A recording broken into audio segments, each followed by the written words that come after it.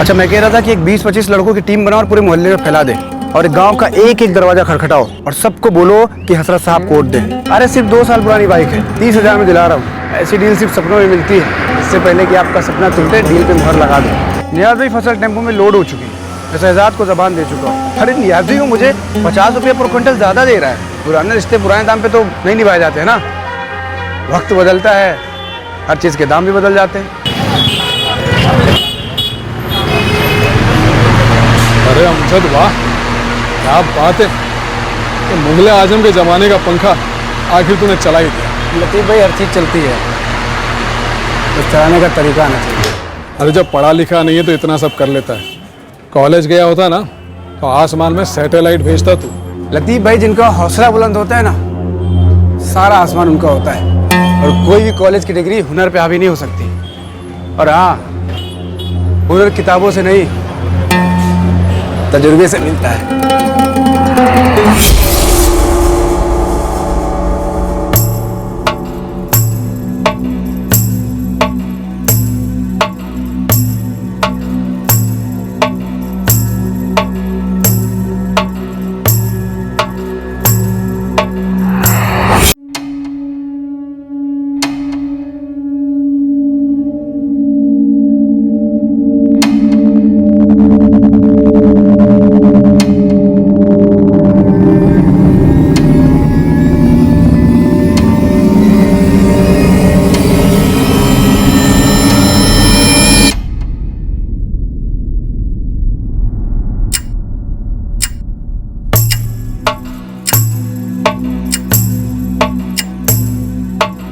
अमजद, आज इतवार को कहाँ जा रहे हो? मीना, घर से बाहर जाने के वक्त टोका मत करो, और वैसे भी 10 बज चुके। मेरा अरे लेट हो रहा है, चले नहीं तो मैं अकेले ही चले जाता हूँ। बस बस 2 मिनट मुख्तार, हो गया बस। अरे चलो अशरफ बेटा, जल्दी। आप आएंगे सोचकर अम्मी ने खास आपके वास्ते फिरनी बनाई है। अरे वाह, तो एक काम करना, डिब्बे में डालकर घर ले आना, काम से लौट कर खा लूंगा। आज कैसा काम जी? आज तो इतवार है। अरे इतवार तो हर हफ्ते आता है, लेकिन ऐसा ऑर्डर बार बार नहीं आता। वैसे भी 2 दिन लेट हो, इस पार्टी को ना पकड़ के रखना है। अब्बू, हाँ, आज शाम को मॉल चले? जो होमवर्क करेगा वही मॉल वॉल जाएगा। पर आज कैसा काम जी? आज तो इतवार है। अरे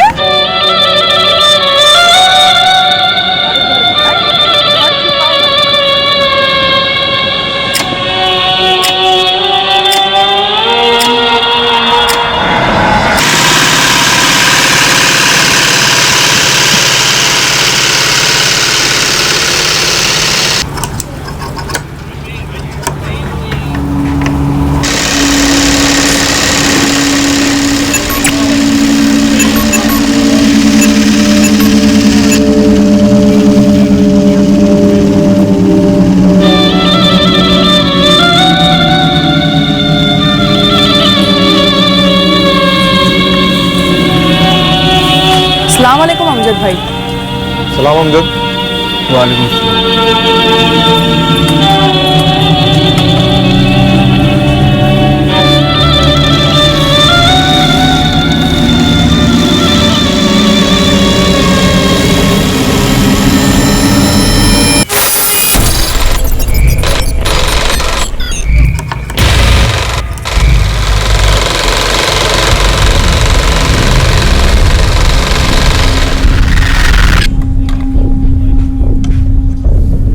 क्या हुआ अमजद भाई?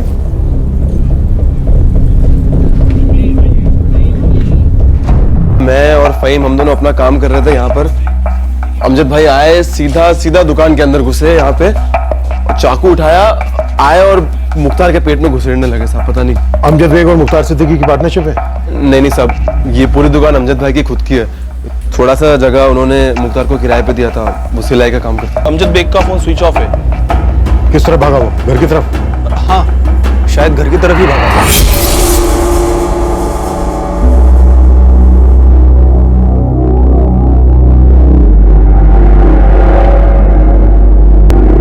देख मीना, जल्दी बता दे कहाँ भागा है तेरा शौहर अमजद बेग। मैडम मैं आपको पहले ही बोल चुकी हूँ, मुझे नहीं मालूम। मैंने उनसे पूछा भी था कि क्या हुआ, लेकिन उन्होंने मुझे कुछ नहीं बताया। बहुत बहुत परेशान लग रहे थे वो। मैडम तुम लोगों के कपड़े अंदर हैं, अलमारी भी खुली पड़ी है।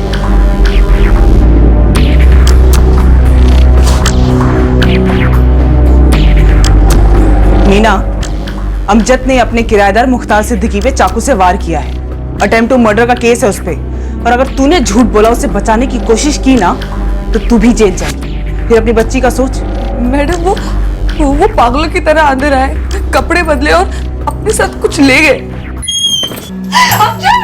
अमजद कुछ तो बोलो ना। अमजद क्या हुआ है? अमजद मैं कुछ पूछ रही हूँ ना, कुछ तो बोलो मुझे, क्या हो रहा है तुम? अमजद मैं कुछ पूछ रही हूँ तुमसे। अमजद क्या किया तुमने? कहाँ जा रहे हो तुम? पता नहीं। अमजद मेरी बात तो सुनो अमजद। और कुछ नहीं बताया। अभी मुझे आप लोगों से पता चला कि अमजद ने मुख्तार भाई को चाकू मार दिया। क्या प्रॉब्लम थी उन दोनों के बीच में? मुझे नहीं मालूम मैडम, अमजद ने मुझे कुछ नहीं बताया। मुश्ताक मर गया सर, 6-7 बार स्टेप किया था उसे। डॉक्टर ने बताया खून काफी बह गया था। अमजद बेग भी फरार है, फोन स्विच ऑफ है उसका। यहाँ सबके सामने स्टैपिंग हुई, लेकिन किसी को कुछ पता नहीं है कि अचानक क्या हुआ, क्यों स्टैपिंग की अमजद। सर अमजद के खून लगे कपड़े मिले उसके घर से। उसकी वाइफ मीना का कहना है कि उसे कुछ भी नहीं पता। अमजद बस घर आया, उसने कपड़े बदले और अपना सामान बांधा और निकल गया। और सर ये मीना ने उसकी एक फोटो भी दी है। रेड अलर्ट जारी कर दो अमजद की फोटो के साथ। हम टीम्स भेज रहे हैं पूरे मुंब्रा में, railway station, bus station, taxi stand, हर जगह।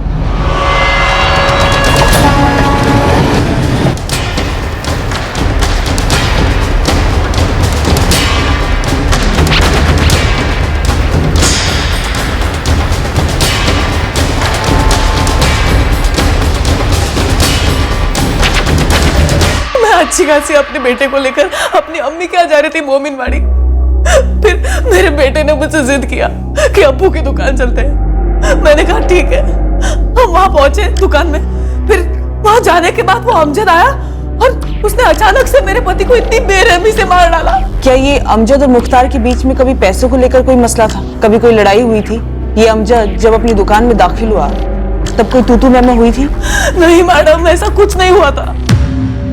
वो अमजद आया और उसने सलाम बोले, मैंने भी उसको सलाम बोला। वो अंदर गया और बाहर चाकू लेकर उसने मार डाला। तुम कह रही हो कि तुम्हें नहीं मालूम कि तुम्हारा पति कहाँ से बिलोंग करता है? नहीं मालूम साहब, हम लोग हुमायूं नगर में मिले थे, शादी कर ली। मैं उसकी तरफ के लोगों को मिली तक नहीं। चलो माना नहीं मिली, पर कुछ नहीं माना किसी का नाम, उनका पता, कम से कम गांव का नाम? उन्होंने कभी बताया नहीं और मैंने कभी पूछा नहीं साहब। 444578987 ये नंबर जो तूने अमजद को दिया, ये तो तेरे नाम पर रजिस्टर्ड है? हाँ साहब, 2 साल पहले जब मैं अमजद भाई के साथ काम पे लगा था तो उनके पास सिम लेने के लिए कोई पेपर नहीं था, तो मैंने अपने खोली के पेपर दे के उनके लिए सिम लिया था। जब उसकी अपनी खुद की दुकान है तो वो तेरी खोली के रेंट एग्रीमेंट का इस्तेमाल करता है खुद के सिम के लिए? क्या लगता है तुझे तेरे झूठ को हजम कर लेंगे हम? साहब मैं झूठ नहीं बोल रहा हूँ, आपने रिकॉर्ड्स देखे ना, अमजद भाई का सिम मेरे नाम और एड्रेस पर है ना। और तू फहीम, तू यहाँ कब आया? 1 साल पहले। साहब जब 2 साल पहले मैं अमजद भाई के साथ काम पे लगा था तो उनके पास रहने के लिए कोई जगह नहीं थी, इधर ही दुकान में सोते थे। उसके बाद मेरे साथ मेरी खोली पे रहने लगे। खोली किधर है तेरी? यहीं पास में साहब, हुमायूं नगर। वहीं पे उनको मीना भाभी भी मिली और फिर दोनों ने शादी बना ली। फिर वो मीना भाभी के साथ उनकी खोली में रहने लगे। उसके पास खुद की दुकान है लेकिन रहने का ठिकाना नहीं है। ये तुम दोनों मिलकर क्या खिचड़ी पका रहे हो? साहब सच में अमजद भाई के पास कभी खुद का मकान नहीं था। मुख्तार की दुकान पहले अलग जगह थी, 2 गलियां छोड़कर। फिर उसकी दुकान का मालिक अचानक बेच बाच कर चला गया। फिर मुख्तार ने अमजद से बात की, उसकी दुकान का एक हिस्सा उसने किराए पर ले लिया था। अमजद को तुम और ये मुख्तार कब से जानते हैं? मुख्तार उसे कब से जानता था मैं नहीं जानती मैडम, लेकिन मैं उस अमजद को बस 8 महीने से जानती हूँ, जब से मुख्तार ने अपनी मशीन उस मनहूस दुकान में लगाई थी। मैं मुख्तार भाई को जानती तक नहीं थी। बस 1-2 बार जब मैं अमजद को दुकान पर खाना देने गई थी तब मिली थी बस। अमजद ने मुख्तार को अपनी दुकान का एक हिस्सा किराए पर दिया था उसके टेलर के काम के लिए, और फिर एक इतवार की सुबह को उसके बीवी बच्चों के सामने, दूसरे लोगों के सामने उसका बेरहमी से कत्ल कर दिया। ये तो जानती हो? हाँ साहब, आप लोगों ने बताया तब से जानती हूँ। लेकिन वो कहां से आया, या मुंब्रा में या बाकी मुंबई में कौन उसके रिश्तेदार हैं, मुख्तार के साथ उसकी क्या दुश्मनी थी, इस बारे में हमें तुम कुछ नहीं बता रहे। क्योंकि मुझे कुछ मालूम ही नहीं है साहब, तो मैं आपको क्या बताऊं।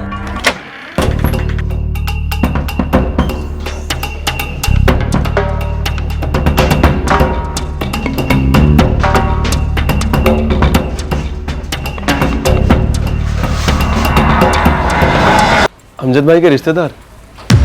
हमारा उनके साथ ऐसा कोई रिश्ता नहीं था साहब कि हम उनसे ये सब सवाल पूछें। या वो बताएं। कोई दूसरा नंबर है अमजद के पास? अभी है कि नहीं पता नहीं साहब, लेकिन 2 साल पहले जब मैंने उनको सिम ला के दिया था तब पहले से उनके पास एक फ़ोन था। क्या? थोड़ा जोर से बोला, आवाज़ नहीं आ रही।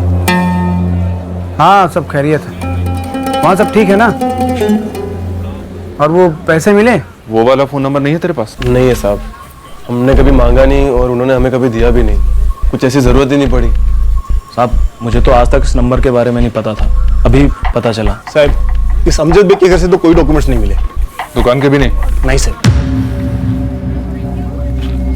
अब तू मुझे एक बात साफ बता, ये दुकान अमजद की ही खरीदी हुई है, उसकी खुद की है? हाँ साहब, ऐसे ही बोला था उन्होंने तो।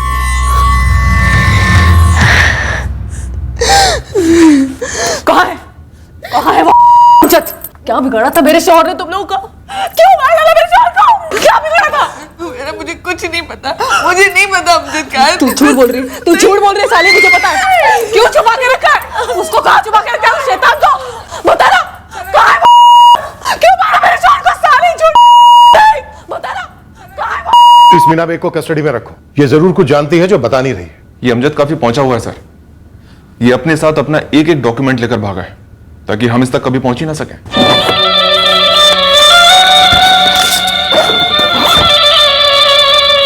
ये अटैक लगता तो है अचानक हुआ है, लेकिन अचानक कुछ नहीं हुआ है।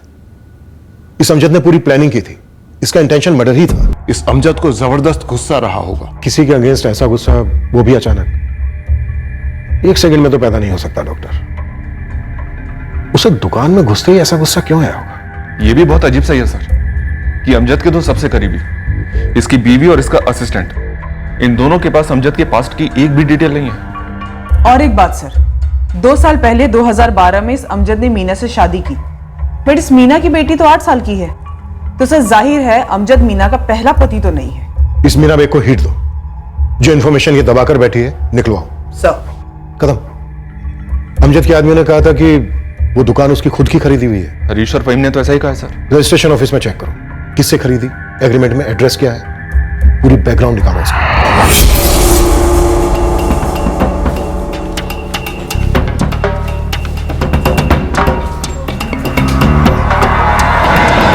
कदम साहब, कुछ तो लोचा है यहाँ। वो तो है, अब आप कोई गुड न्यूज दो हमें। और साहब, मुझे जो न्यूज मिले उससे मैं खुद हिल गया हूँ। दुकान किसी और के नाम पर है क्या? किसी के नाम पर नहीं है दुकान, पूरा कंस्ट्रक्शन गैर कानूनी है।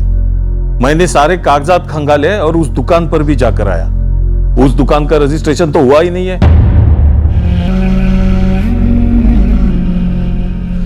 यार हरीश, मेरी फटी पड़ी है। साले मेरी कम फटी पड़ी है। क्या होगा मेरा? मैं ना कहीं खिसक जाता हूँ। सोचना भी मत, तू खिसक गया तो मेरे तो बंबू लग गए ना। चुपचाप इधर ही रहे, समझा? मीना, तेरा शौहर अमजद इलेक्ट्रिशियन है ना? हाँ, शुक्र है, कुछ तो जानती है। मैं बस इतना जानती हूँ कि अमजद का कोई परिवार है, बाकी मुझे कुछ नहीं मालूम। ना मैं कभी उनसे मिली, ना कभी कोई बात हुई। मतलब एक दिन अचानक से आसमान फटा और ये अमजद आके तेरी गोदी में गिर गया। कुछ ऐसा ही समझ लो मैडम, मेरी आँख की कसम खाती हूँ, मुझे कुछ नहीं मालूम। ये रिया तेरे पहले पति से है? हाँ। और अपने पहले पति को तूने अमजद के साथ मिलकर मार दिया? नहीं, ऐसा नहीं है। जब मैं अमजद को पहली बार मिली तब मेरा पहला शौहर बहुत बीमार रहता था।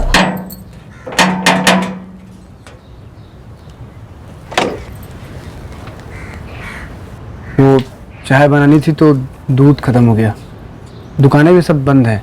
लीजिए।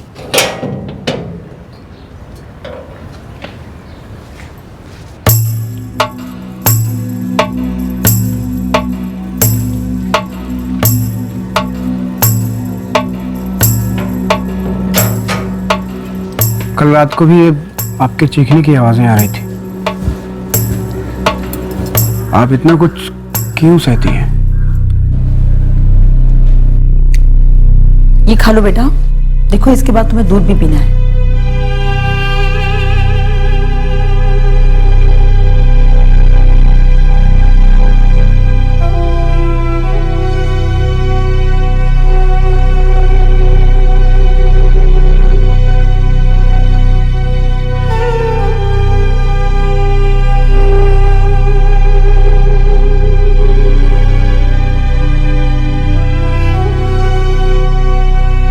शराब पे इल्जाम लगा के कोई फायदा नहीं है मीना। हर शराबी अपनी बीवी को इस तरह से पीटता नहीं है। और एक बात याद रखना,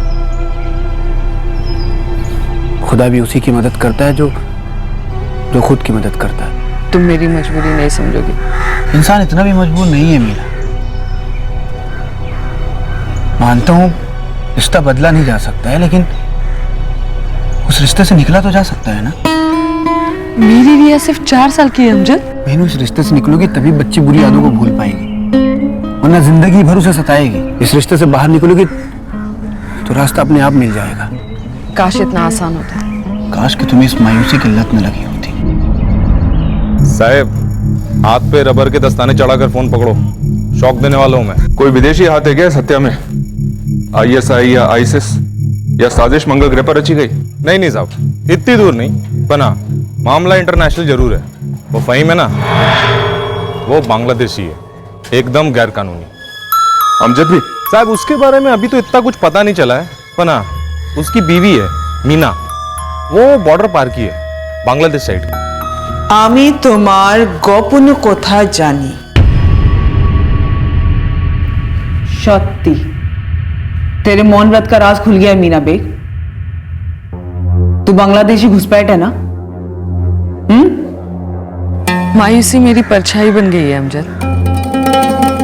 उससे भागने के लिए मैं अपने देश, अपने मुल्क बांग्लादेश से भागी। यहाँ पर मुझे मुकेश ने सहारा दिया। अगर उसे छोड़ दूंगी तो फिर कहाँ जाऊंगी मैं? मेरा पहला शौहर मुकेश खुद को पी गया मैडम।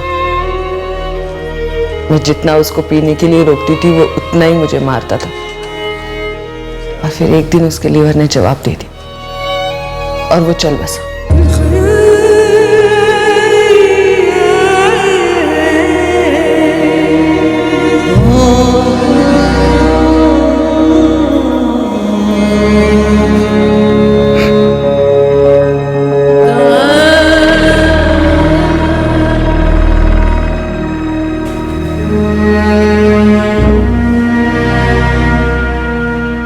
अगर मैं तुमसे ये कहूं कि मैं रिया को मेरी अपनी बेटी मानता हूं तो? अमजद, मैं खुद पर तरस खाती हूँ, इसका मतलब ये नहीं कि तुम भी मुझ पर तरस खाओ। तुमने कभी खुद से प्यार किया है? नहीं किया। एक बार करके देखो, जैसे मैं करता हूं प्यार तुमसे।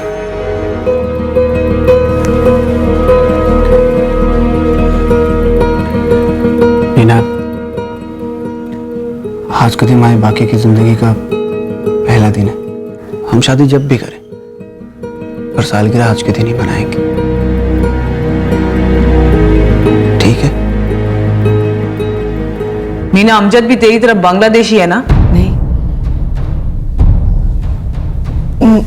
मतलब मुझे पता नहीं, मैंने कभी उसे पूछा नहीं। देख मीना, हम जानते हैं कि तू और अमजद मिले हुए हैं और तुम दोनों बांग्लादेशी हो और तुमने मिलकर मुख्तार के मर्डर का प्लान बनाया और सारी दुनिया को ऐसे दिखाया कि सब कुछ अचानक से हुआ है, बल्कि ये प्लान तुमने पहले से ही बना के रखा था। तो फिलहाल ये बता कि मुख्तार से ऐसी भी क्या दुश्मनी थी कि तुम दोनों ने उसे मार दिया? नहीं मैडम, मैंने अपनी बच्ची रिया की कसम खाई और मैं फिर से कसम खाती हूँ, मुझे कुछ नहीं मालूम। मैं सच कह रही हूँ, मुझे कुछ नहीं पता। एक से एक बड़ा झोल है सर। अमजद का पहला नंबर ट्रेस नहीं हो रहा है। उसकी दुकान गैरकानूनी है, उसका असिस्टेंट फहीम गैरकानूनी विदेशी है, बांग्लादेशी, और उसकी पत्नी मीना भी वहीं की है। मीना अमजद को 2 साल पहले मिली, उनकी शादी हुई, लेकिन अमजद की तब दुकान सब सेट थी, तो जाहिर सी बात है अमजद यहां मुमरा में उसके पहले से रह रहा होगा। उसकी दुश्मनी भी मुख्तार के साथ तब की होगी या अभी उससे भी पहले की। ये मुख्तार भी बांग्लादेशी हो सकता है सर। और हो सकता है दुश्मनी भी वहीं की हो, पुरानी, कि अमजद वहां से यहां मर्डर करने के इरादे से आया हो, इतने साल इंतजार किया हो। कदम, इस मुख्तार की हिस्ट्री निकालो।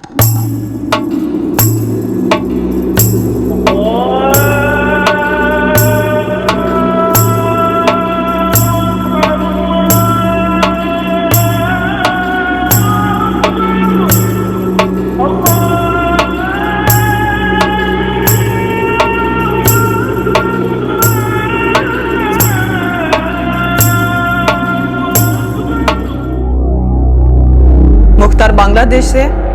मैडम आप पागल हो गए लो क्या? हुमेरा, क्या तुम और मुख्तार, तुम दोनों भी बांग्लादेश से हो?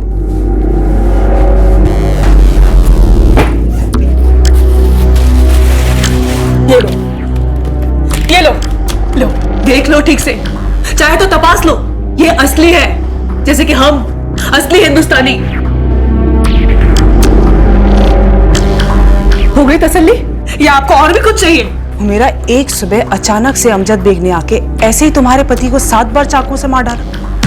मैडम अगर मेरे को पहले ही पता होता तो क्या मैं अपने मर्द को उस अमजद की दुकान में अपनी मशीन लगाने देती? मुख्तार और अमजद एक दूसरे को कितने सालों से और कहां से जानते हैं? मैडम आप सच में पागल हो गई लिए क्या? हुमेरा, ऐसे ही कोई किसी को अचानक नहीं मार देता है बिना किसी कारण के।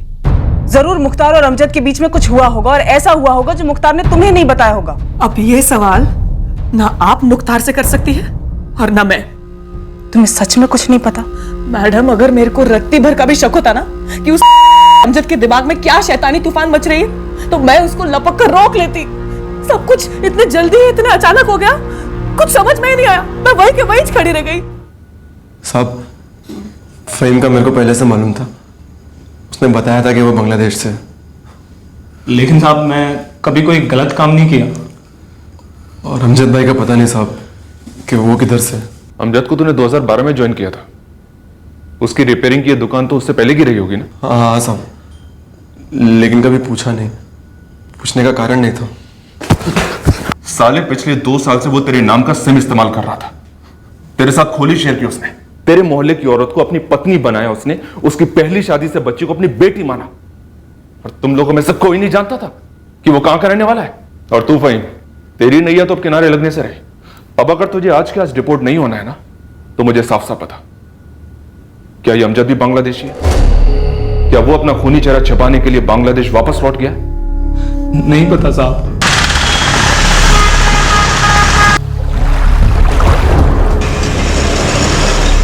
देख भाई याकूब, हमने अपने बांग्लादेशी सर्किट में एक से एक हैंडलर से बात किया है, पर किसी ने भी ये अमजद बेग नाम के किसी को ना तो उस पार से इंडिया लाया है और ना ही हाल ही में यहाँ से उधर ले गया है। अबे नाम में क्या रखा है बे? वो तो कमीज की तरह कोई बदल सकता है ना। इसके लिए मैंने तेरे को इस अमजद का फोटो भेजा था। हम भी तुम्हारी खबरी बिरादरी का है, इतना बड़ा केस है, हम फोटो नहीं घुमाएगा। इतना बड़ा केस नहीं, क्राइम ब्रांच का सबसे इंपॉर्टेंट केस है इस वक्त, इसीलिए अपना हाथ पैर आंख कान ना जरा तंदुरुस्ती से चला। और खाली बॉर्डर तक नहीं, ढाका तक, ढाका तक तेरे जितने भी खबरी नेटवर्क है ना, सबको एक्टिवेट कर।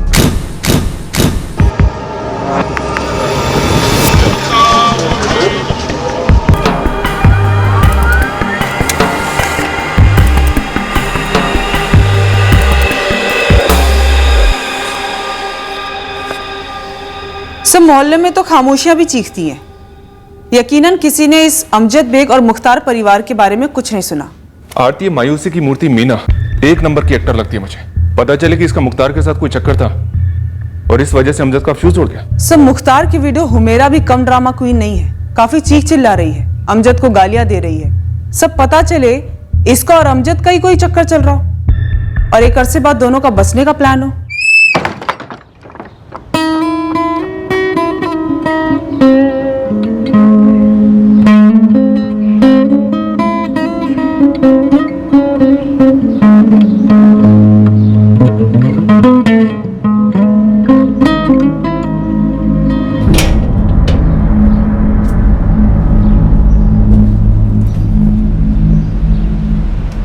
कहीं ऐसा तो नहीं कि तुम हसीना पर गुस्सा हो लेकिन इसकी वजह मैं हूं?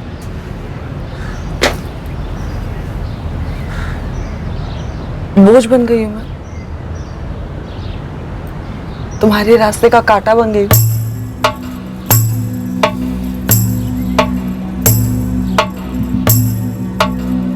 तुम हमें किस्तों में बता रही हो या फिर अपने शौहर को किस्तों में वक्त दे रही हो हमसे दूर जाने का? मैं बहुत हिली हुई थी साहब, अब भी हूं।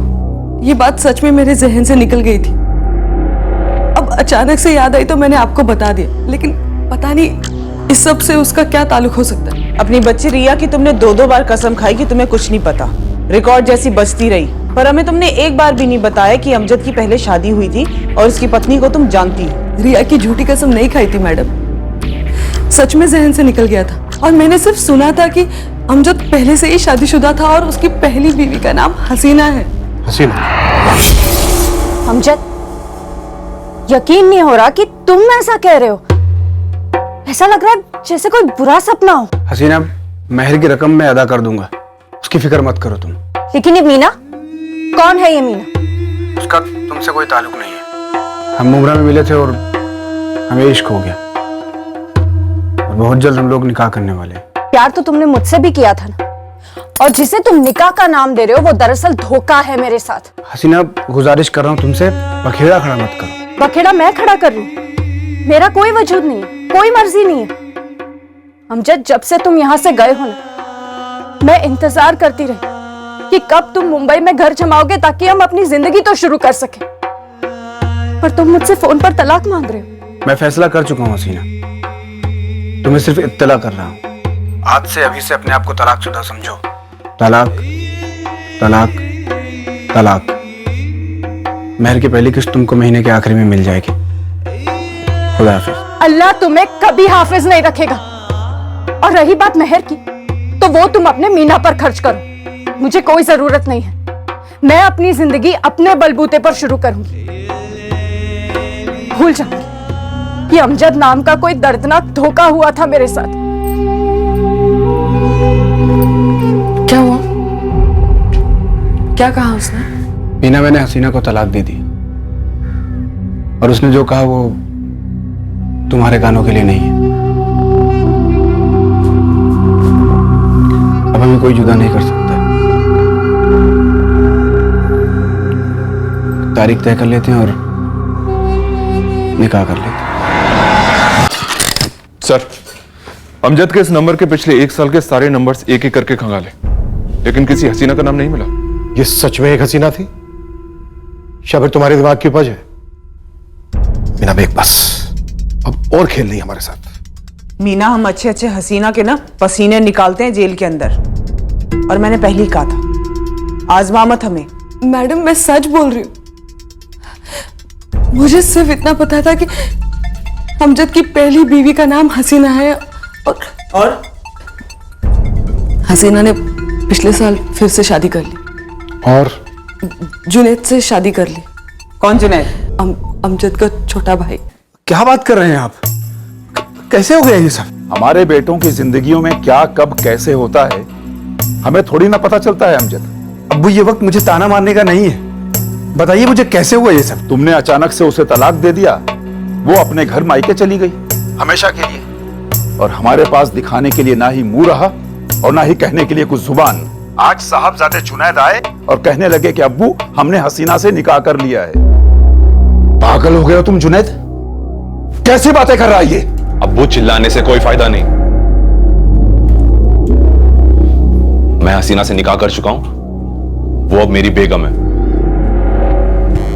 अब अगर आप लोगों को एतराज ना हो तो क्या मैं उसे घर ले आ सकता हूं? अरे तुम्हारे बड़े भाई की छोड़ी हुई औरत है वो। तो अब्बू, अमजद भाईजान ने उसे तलाक दे दिया था, मैंने उसका हाथ मांग लिया और उसने हाँ कर दी। और वैसे भी वो अमजद भाईजान की जागीर तो है नहीं ना। मिल गया जवाब, अब तो अलग से घर बसेगा। जुनैद ने बहुत गलत किया अब्बू। बेटा, अब जो कर लिया सो कर लिया, घर छोड़कर चला भी गया है। कहीं ऐसा तो नहीं कि वाकई में तुमने मुझ पर तरस खाकर मुझसे निकाह किया और तुम्हारे दिल में अब भी हसीना है? मेरे दिल में सिर्फ और सिर्फ तुम हो। मुझे फिक्र हो रही मेरे भाई जुनैद की। पता है तुम्हें, कॉलेज नहीं गया ताकि वो पढ़े, कुछ बने और हमारे माँ बाप का सहारा बने। लेकिन उस हसीना ने मुझसे बदला लेने के लिए मेरे जुनैद पे जादू टोना करवा दिया और उसे अपने वश में कर लिया। उसने बर्बाद कर दिया उसने हम सबको। सच? तुम्हें ऐसा लगता है कि तुम बर्बाद हो गए हो? मतलब मैं तुम्हारी जिंदगी में हूं, हम एक नई जिंदगी शुरू कर चुके हैं, उसके कोई मायने नहीं है। ये सब 1 साल पहले हुआ? जी। कुछ दिन पहले तक तुम अपनी बच्ची की कस्में खा रही थी कि तुम्हें अमजद के अतीत के बारे में कुछ नहीं मालूम। फिर नाटक से धीरे धीरे पर्दा उठता है, हसीना का किरदार आता है, उसके बाद अमजद के अब्बू की एंट्री होती है और फिर हीरो का छोटा भाई जुनैद। और कितने किरदार आने बाकी हैं? लेखक कौन है इस नाटक का? डायरेक्टर कौन है? मुझे लगता है दोनों, हसीना और जुनैद। मीना मेमसा भी होंगे, क्योंकि अमजद के फोन रिकॉर्ड्स में ना तो किसी हसीना से बात दिखती है और ना ही किसी जुनैद से। साहब, मैं सच बोल रही हूँ। जुनैद हमेशा अपने घर वालों से दूसरे फोन से बात करता था। वही दूसरा फोन ना जिसका नंबर किसी के पास नहीं है। तो मीना मेमसा, इस कहानी की अगली किस्त आप कब देने वाली हो? अगले एपिसोड में क्या देखेंगे हम? मैंने इन लोगों के बारे में सिर्फ अमजद के मुंह से सुना था, जो मैंने आपको बता दिया है। मैं इन लोगों से मिली भी नहीं हूँ। मैंने इन लोगों का सच आपको इसलिए बताया ताकि आप लोग अमजद को ढूंढ सके। ढूंढा उसे जाता है जो खो जाता है, जिसे गुमशुदा कहते हैं। तुम्हारा शौहर मुजरिम है, खूनी है, वो खोया नहीं है, फरार है। मुझे अब भी यकीन नहीं हो रहा है कि अमजद ऐसा कुछ कर सकता। मैं कह रही हूं ना आपसे, जरूर कोई और बात है। कहानी में एक और नया ट्विस्ट। अब क्या ट्विस्ट सोचा है तुमने? अमजद का हमशक्ल? सब ये अमजद वो अमजद नहीं है। फरजाना, राखी, मैडम मेरी बात तो सुनिए। मैडम मेरी बात तो सुनिए। अमजद को कुछ तो हुआ है। 2 साल पहले निकाह के बाद हम लोग दुनिया के सबसे खुश लोग थे। मेरी बेटी रिया को पहली बार एक सच्चे बाप का प्यार मिला था। अमजद दिन रात मेहनत करता था साहब, कभी ऊंची आवाज में बात तक नहीं की उसने। बस प्यार, ढेर सारा प्यार, कोई बुरी आदत नहीं थी उसमें। लेकिन 6 महीने पहले अचानक से कुछ हो गया। उसका सारा काम बिगड़ने लगा, उसके मिजाज बिगड़ने लगे। मुझे कुछ समझ में ही नहीं आ रहा था। सब हाथ जोड़ती अमजद को ढूंढ लेंगे। मैं खुद जानना चाहती हूँ कि उसने ऐसा क्यों किया। मैं कह रही हूँ ना आपसे, ये अमजद वो अमजद नहीं है। ये अमजद वो अमजद नहीं है। एक और गोगली है। इस मीना के पीछे टीम तो लगा दी है सर, लेकिन अभी तक कुछ हाथ नहीं लगा है। बस एक उपन्यास सामने आया है जिसमें फैमिली ड्रामा भी है, थ्रिलर भी है और सस्पेंस भी है। मीना ने जो कुछ भी कहा, माना वो झूठ हो सकता है, पर सर उसने ये भी कहा कि इस अमजद का पिछले 6 महीने से काम अच्छा नहीं चल रहा था। पूरा डाउन है साहब। पहले कितना काम आता था, लेकिन पिछले 6 महीने से एकदम ही ठंडा पड़ा है। कोई खास वजह? अमजद भाई खुद एक से एक तगड़ी पार्टी को, पुराने ग्राहकों को काम के लिए मना करने लगे। नए ग्राहकों को तो दुकान पर खड़ा तक नहीं होने देते थे। एक मिनट मोहित भाई रुको।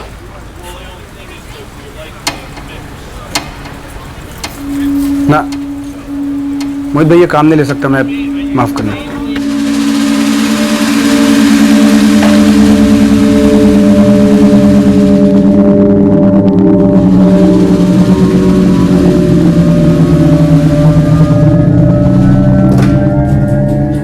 भाई ये सीडी प्लेयर चल नहीं रहा है, जरा चेक करो।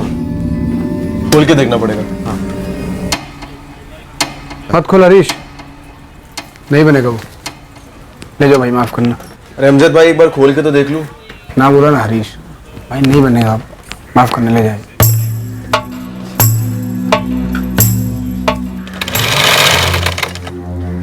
अमजद भाई ये क्या हो रहा है? हाँ, सुबह से 3 बड़े बड़े ऑर्डर आए, आपने तीनों को वापस भेज दिया। तू घाटे का था, खतरा है उसमें। अमजद भाई कैसे? दुकान का मालिक तू है कि मैं हूँ? आप ही हो अमजद। ए मुख्तार, हाँ, अरे ये क्या तरीका काम करने का? पूरा कचरा फैला रखा है दुकान के बाहर। अमजद भाई, अब तुम हमें टेलरगिरी सिखाओगे? शाम होने तक तो एक भी धागा मिलता है यहाँ। अरे लेकिन शाम तक तो कचरा दुकान के बाहर पड़ा रहता है ना, उसी से मनुष्यत फैलती है। अरे अमजद भाई, काम के टाइम पे मजाक मत करो। अच्छा मुझे एक बात बताओ, ऐसी कौन सी दर्जी की दुकान है जिसकी जमीन पर कपड़ों के टुकड़े नहीं मिलते? और ऐसी कौन सी इलेक्ट्रिशियन की दुकान है जिसकी दुकान पर वो वायर के टुकड़े नहीं मिलते? मेरी दुकान में एक वायर का टुकड़ा नहीं मिलेगा तुझे, एक कचरा नहीं मिलेगा। पता है क्यों? क्योंकि मुझे कचरा पसंद नहीं है। ये जो कचरा यहाँ पड़े रहते हैं ना, ये शैतान को न्योता देते हैं, और उसके बाद क्या होता है तुझे पता होगा। अगर नहीं पता तो बताऊं मैं क्या होता है। ये काफी अजीब बर्ताव था उसका। हाँ साहब, काफी अजीब, लेकिन कभी समझ ही नहीं आता कि अमजद भाई काय को ऐसा पेश आ रहे थे। सर आधार कार्ड ऑफिस से भी जवाब आ गया, इस अमजद बेग के नाम से कभी कोई कार्ड नहीं बना। कैसे बनता? जो आदमी अपनी सारी इंफॉर्मेशन खुफिया रखना चाहता हो, वो वाला आधार कार्ड क्यों बनवाएगा? लेकिन उसने दुकान खरीदी सर, मतलब उसके पास पैसे थे। अब गैर कानूनी ही सही, दुकान का साइज देखिए, कुछ लाखों में ही खरीदी होगी सर। अमजद बेग है क्या? सरेआम एक मर्डर करता है। वो 6 महीने से परेशान था। सर 3 महीने हो गए हैं और हमारे हाथ कुछ भी नहीं लगा, ना अमजद बेग के बारे में, ना इस कत्ल के मोटिव के बारे में। इस मुख्तार सिद्दीकी की बैकग्राउंड की क्या रिपोर्ट है? क्लीन है सर, कोई क्रिमिनल रिकॉर्ड नहीं था, ईमानदार आदमी था, पर पिछले 15 साल से मुंब्रा में दर्जी का काम कर रहा था।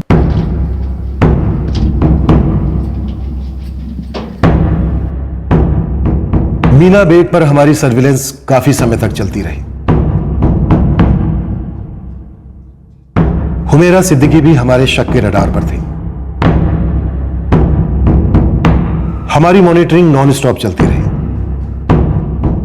दूसरे केसेस अब प्रायोरिटी जोन में आ गए थे, लेकिन अमजद बेग केस पर काम बिना रुके चलता रहा। पर वक्त के साथ अमजद बेग का केस धीरे धीरे बैक बर्नर पर चला गया।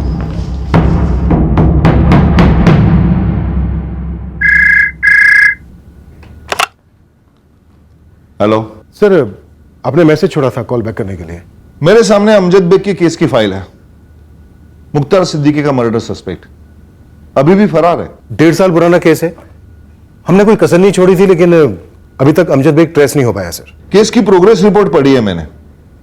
बड़ा अजीबोगरीब केस है और किसी मोटिव का अनुमान भी नहीं है। मोटिव इसलिए सामने नहीं आया क्योंकि अमजद बेग सामने नहीं आया। लेकिन जोशी ये केस को ऐसे छोड़ तो नहीं सकते ना।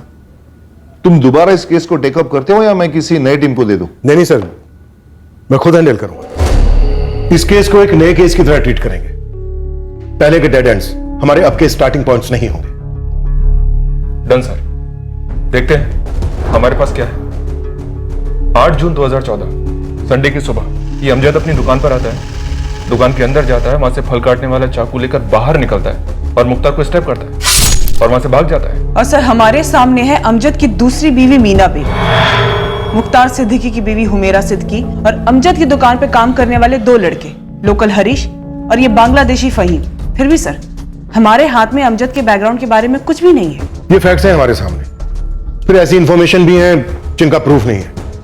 और वो ये कि अमजद की एक पहली बीवी थी हसीना बेग, जिसको उसने फोन पर तलाक दिया था, और उसका दूसरा नंबर जिससे वो बात करता था जो ट्रेसेबल नहीं है, और उसी फोन से उसने अपने अब्बू से बात की थी जब उसे यह पता चला था कि उसकी पहली पत्नी हसीना ने उसके छोटे भाई जुनैद से शादी कर ली, जिसको लेकर वो काफी परेशान हुआ था।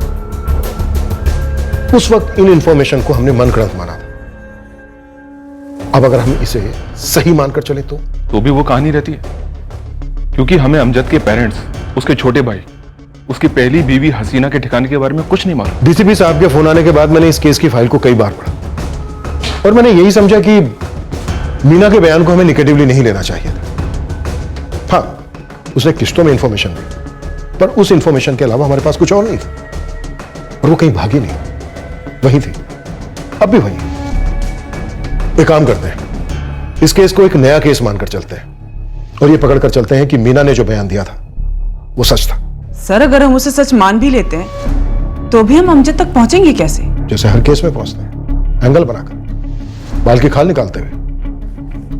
मीना ने बात कही फोन कन्वर्सेशन के बारे में। मीना कहती है कि हसीना मैं तुमको तलाक देता हूं, महर की रकम मैं अदा कर दूंगा, उसकी फिक्र मत करो तुम। मतलब एलिमनी। अमजद ने हसीना को फोन पर तलाक के साथ एलिमनी देने की बात कही। अमजद ने एलिमनी की पहली किस्त महीने की आखिर तारीख तक देने की बात की थी। मेहर की पहली किस्त तुमको महीने के आखिरी में मिल जाएगी। इसका मतलब सर वो पैसे ट्रांसफर करने वाला था किसी भी तरह। करेक्ट। लेकिन सर उस वक्त मैंने मुमरा के तकरीबन हर बैंक में क्रॉस चेक किया था, उसका किसी भी बैंक में कोई अकाउंट नहीं मिला। पैसे कैश भी तो ट्रांसफर होते हैं ना। मतलब सर वो पैसे ट्रांसफर करने वाला था किसी भी तरह। राइट। अब अंधेरे में फायर करते हैं और खंगालते हैं कि इस अमजद ने किसको और किस तरीके से पैसे ट्रांसफर किए। रिकॉर्ड क्यों नहीं होगा? पोस्टल डिपार्टमेंट है हमारा, यहां हर चीज का रिकॉर्ड रखा जाता है। अब 4-5 साल पहले भेजा गया मनी ऑर्डर काफी भारी फाइलों के बीच होगा कहीं, पर होगा जरूर। आप थोड़ा सा समय दो, अगर है तो मिलेगा जरूर।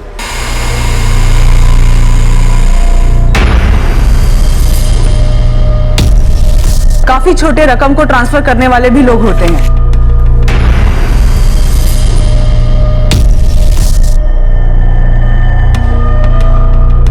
कदम, आरती, कॉन्ग्रेचुलेशन। ये हसीना बेग नाम की औरत मनगढ़ंत नहीं है। अब पता करते हैं कि अमजद का मुख्तार को मारने का असली कारण क्या था, और ये अमजद 99% हमें यहां मिलेगा। Somapur, Azamgarh, Uttar Pradesh. Brilliant breakthrough sir. पूरे 1.5 साल के बाद एक कैरेक्टर जो काल्पनिक माना जा रहा था, हसीना बेग, वो रियल साबित हुई। इससे और भी कैरेक्टर्स रियल साबित हुए होंगे। एक एक्चुअल एड्रेस भी था। पर अजीब बात यह भी है कि मीना के हिसाब से अमजद एक जिम्मेदार प्यार करने वाला पति और बाप था, और 1.5 साल से गायब। उसने मीना को कांटेक्ट नहीं किया। तो जब आप लोग यूपी आजमगढ़ पहुंचे, क्या आप लोग अमजद को वहां एक्सपेक्ट कर रहे थे? क्योंकि वहां भी रिश्ते काफी स्ट्रेन थे। इस केस की सारी आइडेंटिटी सामने होने के बावजूद ये केस किसी ब्लाइंड केस से कम नहीं था। पर अब हमारे हाथ एक तगड़ी लीड लगी। हम पहुंचे यूपी आजमगढ़।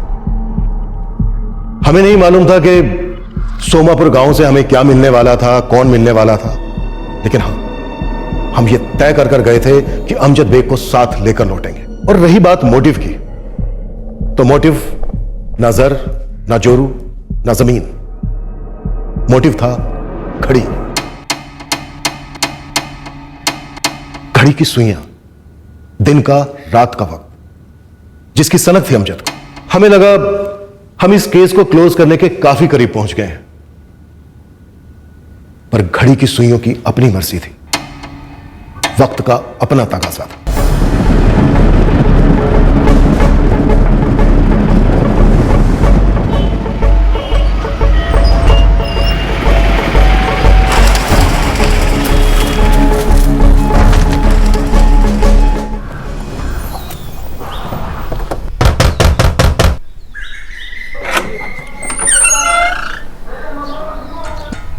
हमें नहीं पता अमजद कहाँ है। उसे बात किए हुए एक अरसा हो गया है। अमजद ने आखिरी बार फोन कब किया था? तारीख तो याद नहीं है, पर 1.5 साल से ऊपर हो गया होगा। हम अमजद को 1.5 साल पुराने मर्डर केस में ढूंढ रहे हैं।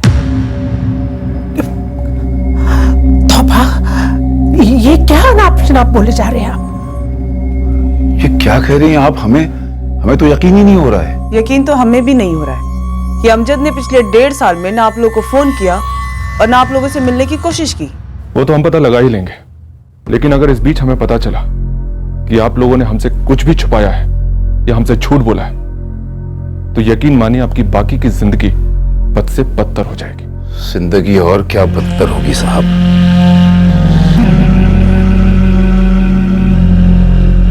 वैसे भी हमने आपसे कह दिया ना कि अमजद से हमारी आखिरी बार बात तब हुई थी जब आपके छोटे बेटे जुनैद ने अमजद की पहली पत्नी हसीना से निकाह किया। अब आप ये मत कहिएगा कि पिछले 1 साल से आपकी उन दोनों से ना तो बात हुई है ना ही फोन हुआ है। नहीं हुई बात, और अगर वो हमसे मिलने आएंगे तब भी हम उनका मुंह नहीं देखेंगे। मर गए वो हमारे लिए जो हमें जीते जी मार गए। जमाल जी, अमजद कितने साल पहले सोमापुर छोड़ के मुंब्रा के लिए निकला था? इस ईद पर तकरीबन 5 साल पूरे हो जाएंगे उसे। अचानक इतना बड़ा फैसला तुमने कैसे ले लिया बेटा? हाँ बेटा, और इसकी जरूरत क्या है? सब कुछ तो अच्छा चल रहा है, जमीनें हैं अपनी, जुनैद इतनी अच्छी पढ़ाई कर रहा है, और माशाल्लाह तुम्हारा काम भी अच्छा चल रहा है। अम्मी, हमारा सोमापुर एक तालाब है और मुंबई एक समंदर, और गांव में देखा हुआ सपना हमेशा बड़े शहरों में पूरा होता है अब्बू। पर बड़े शहरों के खर्चे भी तो छोटे नहीं होते ना। और तू इतना पढ़ा लिखा भी नहीं है जो तुझे कोई ऐसे ही नौकरी देने से रहा। वहाँ डिग्री की नहीं, दम की जरूरत पड़ती है। और मैं वहाँ नौकरी करने नहीं जा रहा हूँ, लोगों को नौकरी पे रखने जा रहा हूँ। बेटा, तुम्हारे हौसले पर हमें बिल्कुल शक नहीं, पर एक बार फिर भी सोच लो। कुछ फैसले एक बार सोचकर ही लिए जाते हैं अब्बू, और ये भी उनमें से एक है। और वैसे एक फैसला मैंने और लिया है। वो क्या? अब्बू, मैं चाहता हूँ कि मेरे हिस्से की जमीन बेच के वो पैसा आप लोग मुझे दे दो, ताकि मैं मुंबई जाके उस पैसे से एक वर्कशॉप खोलूंगा। भाईजान, बहादुरी और बेवकूफी, इसके बीच की लकीर ना बहुत पतली होती है। जुनैद, हाथ की लकीरों पे यकीन करने वाले लोग ना तो बहादुरी का नशा कर पाते हैं और न ही हार के कुछ सीख पाते हैं। भाईजान, ये सब बोलना बहुत आसान होता है, करना नहीं। फिर गलत छोटे, बोलना भी करना होता है और सोचना भी करना होता है। बस डरना ये जिंदगी में कभी नहीं करना होता है। हौसलों से भरा हुआ था हमारा अमजद जब वो यहां से मुंबई गया था। जैसा आप कह रही हैं, हमारा अमजद ऐसा कभी नहीं था। कम से कम आधा दर्जन लोग उस कत्ल के गवाह हैं जो आपके अमजद ने दिन दहाड़े किया था। किसी मुख्तार सिद्दीकी को जानते हैं आप दोनों? नहीं। अमजद का वो फोन नंबर दीजिए जिससे वो 1.5 साल पहले आप लोगों से बात करता था। 444871232। मुझे तो डाउट है कि ये नंबर ऑन भी होगा। और आरती, मुझे डाउट है कि अमजद के माँ बाप सच बोल रहे हैं। शरद जी, 8 जून 2014 को मुंबई में मर्डर करने के बाद क्या ये अमजद यहाँ आया था? उसके पहले मुंबई जाने में उसकी किसने मदद की थी? कौन था उसका मुंबई में? इन सारे सवालों के जवाब मुझे उसकी कुंडली के साथ चाहिए। निकालते हैं पूरी खबर पिछले 5-6 सालों की।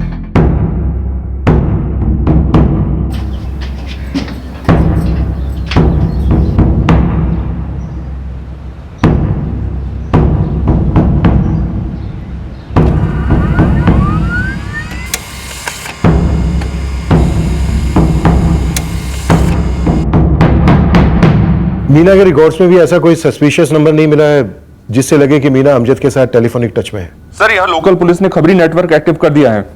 मुझे पूरा यकीन है सर, मर्डर करने के बाद वो यहाँ जरूर आया होगा। हसीना की क्या खबर? उसके मायके का एड्रेस मिला है सर, यहाँ से 40 किलोमीटर दूर। आरती गई है वहां पर।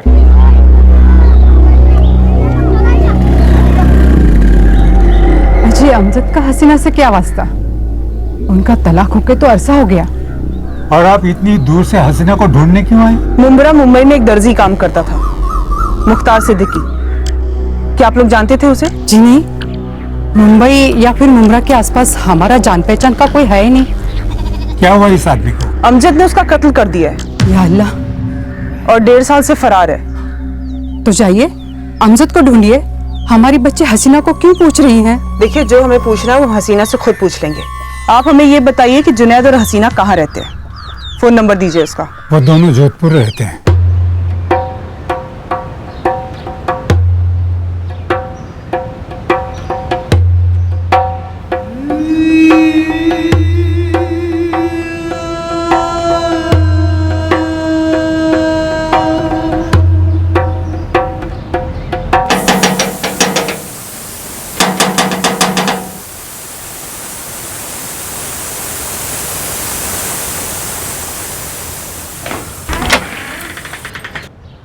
कहाँ है तेरा शौहर?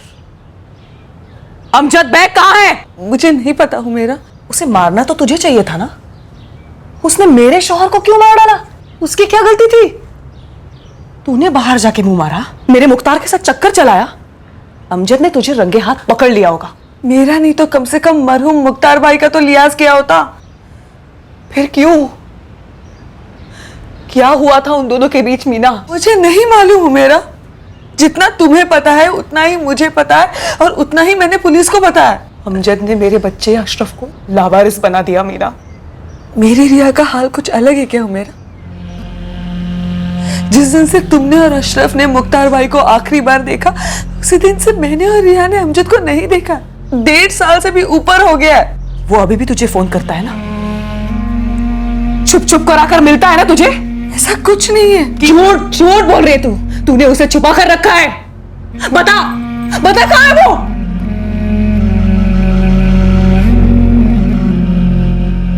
सर 444871232 ये जो नंबर है ये अमजद बेग के नाम पे हमारे कंपनी से खरीदा तो गया था, पर 2014 से ये नंबर ऑपरेशनल नहीं है। 8 जून 2014 से बंद होगा। जी बिल्कुल सही सर। वैसे तो हमारे यहाँ पे 1 साल के ऊपर का नंबर्स का डेटा स्टोर नहीं करते हैं, और ये तो 1.5 साल से डीएक्टिवेटेड है। अगर आपकी कंपनी चाहे तो 1.5 साल तो क्या, पिछले 5 साल का डेटा रिट्रीव कर सकती है। आप हमें प्लीज अमजद के 1.5 साल की डिटेल्स दीजिए।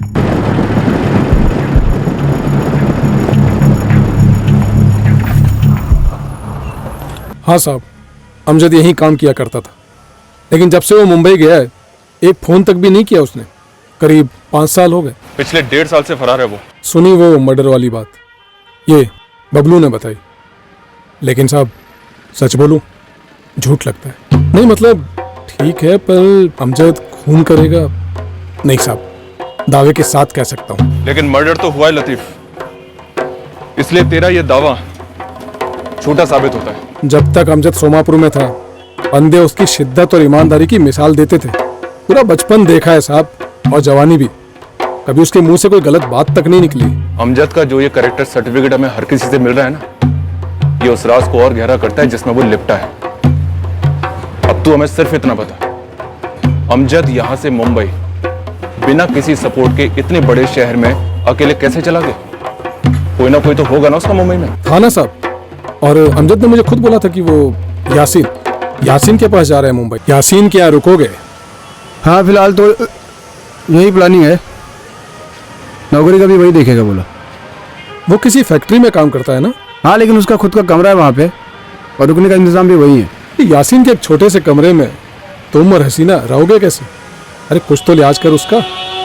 अरे नहीं, अभी मैं हसीना को लेके नहीं जा रहा हूँ, अभी तो मैं अकेले जाऊँगा। पहले वहाँ जाके अपना बड़ा सा महल बनाऊंगा, फिर हसीना को ले जाऊंगा। ये यासीन जिसने अमजद को मुंबई में रहने की जगह दी, यहीं सोमापुर का रहने वाला था। उसका पूरा खानदान यही होगा। यासीन दरअसल शक्करपुर का है, बगल का ही गांव है। करीब 9 साल पहले मुंबई गया था।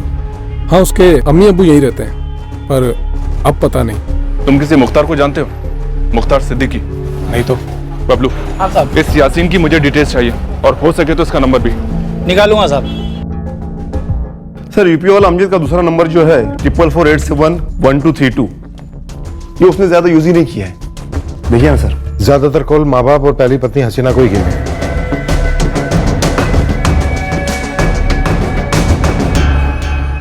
मतलब तुम दोनों की पिछले 1.5 साल से अमजद से बात नहीं हुई? नहीं। फोन पे ही बात नहीं हुई? जब रिश्ता ही नहीं रहा तो बात करने से क्या फायदा? मुख्तार सिद्दीकी से तुम्हारा क्या रिश्ता था हसीना? कौन है ये मुख्तार सिद्दीकी? वही जिसका अमजद ने दिन दहाड़े मर्डर कर दिया है। मर्डर? क्यों मारा होगा? वो तो अमजद को ही पता होगा ना मैडम। लेकिन उसकी दुश्मनी तो तुम दोनों से थी। ये आपसे अमजद ने कहा? उसके 1.5 साल से तुम लोगों से मिले हो या नहीं? नहीं मिले मैडम। जब से अमजद भाईजान और हसीना का तलाक हुआ है, मैं तो तब से नहीं मिला। और मैं तो उससे भी पहले। आखिरी मुलाकात तब हुई थी जब वो मुंबई के लिए रवाना हुआ था। मैं रह लूंगी ना, कैसी भी हालत में रह लूंगी, बस तुम साथ रहो। अरे ऐसे कैसे किसी भी हालत में रख लेंगे तुमको? पागल हो क्या? तुम जिम्मेदारी नहीं हो मेरी, प्यार हो, और प्यार को फूलों की तरह रखते हैं। बनाने दो हमको अपना बगान, फिर ले चलेंगे तुमको महकने के लिए। सुनो ना, ले चलो मुझे। मैं तुम्हारे बिना ऐसे अकेले कैसे रह पाऊंगी? तुम अकेले कहाँ हो? अम्मी है, अब्बू है, जुनैद है। टाइम यूं गुजर जाएगा तुमको पता ही नहीं चलेगा, और तुम मुंबई में होगी। अच्छा ठीक है, ज्यादा इंतजार नहीं करना पड़ेगा, बहुत जल्द आके तुमको ले जाऊंगा।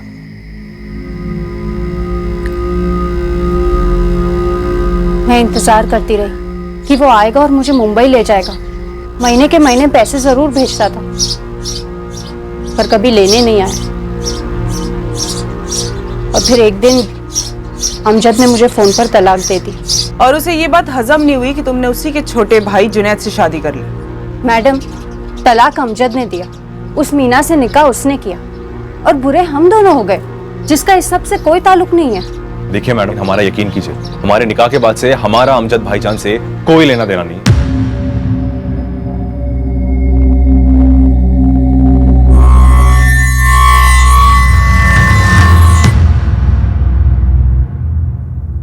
शायद अमजद बेग पकड़े जाने के लिए जिंदा ही नहीं था। उस वक्त ये ख्याल हमें भी आया था। ये अपने आप में बहुत अनोखा केस था, जहां जुर्म का मोटिव एक्यूज के अलावा और कोई बता ही नहीं पा रहा था और एक्यूज का कोई नामो निशान ही नहीं मिल रहा था। बिल्कुल, इसी वजह से हम इस केस को यहां क्लास में डिस्कस कर रहे हैं। पर आपने एक कनेक्शन मेंशन किया था सर, कुछ अजीब सा था, घड़ी के साथ, टाइम को लेकर। ये एक्यूज के कैरेक्टर की एक डिटेल थी जिसका डायरेक्टली कत्ल से कोई कनेक्शन नहीं था। अब इसे आदत कहो, सनक कहो या जिद, अमजद में पैदा हुई थी, जो हमें इन्वेस्टिगेशन के दौरान पता चलने वाली थी। किससे पता चली? कोई करीबी होना चाहिए।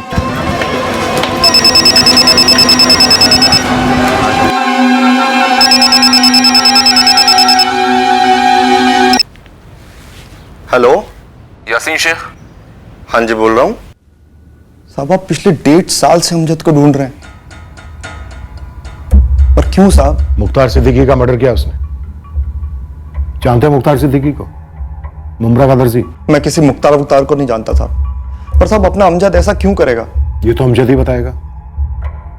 कहाँ है वो? पिछले 1.5 साल से तो हम मिले भी नहीं है, हमारी तो कोई बात भी नहीं हुई है। 8 जून 2014 को अमजद ने अपनी ही दुकान पर मुख्तार का कत्ल किया। और उसके बाद वो तुम्हारे पास आए ही नहीं, जबकि सिर्फ तुम ही कैसे आदमी हो जिसने उसे मुंबई में रहने का सहारा दिया था। दिया तो था साहब, पर साहब शायद वो मुझसे मिलने आया था साहब। इस शायद का क्या मतलब? या तो वो मिलने आया होगा या मिलने नहीं आया होगा। आया था साहब, शायद इसलिए क्योंकि 8 जून 2014 ही शायद वो तारीख थी जब वो मुझसे मिलने आया था साहब।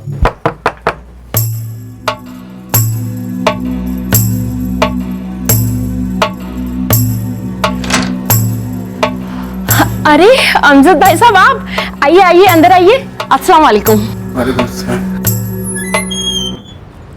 कमाल हो अमजद मियां, कमाल हो यार। पूरे 2 साल के बाद अपना चेहरा दिखा रहे हो, और वो भी इस तरह अचानक। तुम तो वाकई के हित के चांद हो गए भाई। अरे नहीं यासीन, वो वक्त गुजरता रहा, काम जमाने में बहुत ज्यादा मसरूफ हो गया था। अरे हसीना को लेकर आइए कभी खाने पर। वो यहाँ नहीं है, गांव में है। ऐसा क्यों भाई साहब? इतने टाइम से आप अकेले रह रहे हैं? सुनने में आया था तुम्हारा दुकान धंधा सब कुछ जम चुका है, तो फिर हसीना अभी भी गांव में क्या कर रही है? कुछ नहीं, वो ऐसे ही। अमजद यार कुछ तो मसला है, तुम इतने उखड़े उखड़े क्यों लग रहे हो? कहाँ? नहीं तो बस ऐसे ही।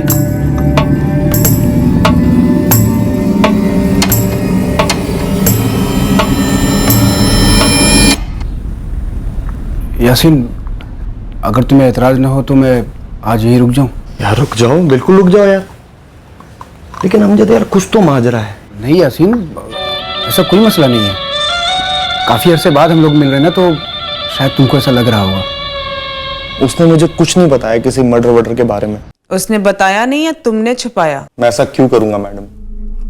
माना कि अमजद मेरे बगल के गांव का है, जब वो मुंबई आया था तो मैंने ही उसको सहारा दिया था, यहाँ तक कि अपनी फैक्ट्री में उसकी नौकरी भी लगवाई थी। फिर वो मुमरा कैसे शिफ्ट हुआ? साहब दरअसल किसी जमाने में मैं खुद मुमरा रहा करता था, अमजद को अपना खुद का धंधा करना था, तो मैंने उसको सलाह दी कि मुमरा में दुकान सस्ती मिलेंगी। गांव की जमीन बेचकर जो उसके पास पैसे थे, उससे उसने किसी बिलाल नाम के आदमी से दुकान खरीद ली। 2 साल ऐसे ही बीत गए, ना मिलना हुआ ना हमारी बातें हुई।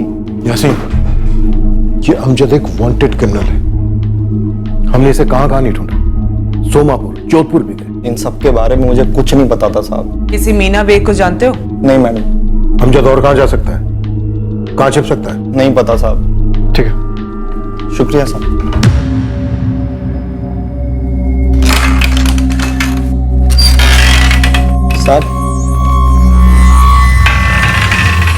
साहब एक बात थी जो आपको पता होनी चाहिए। बोलो। थोड़ी अजीब है। यासीन, मैं आज और रुक सकता हूँ क्या?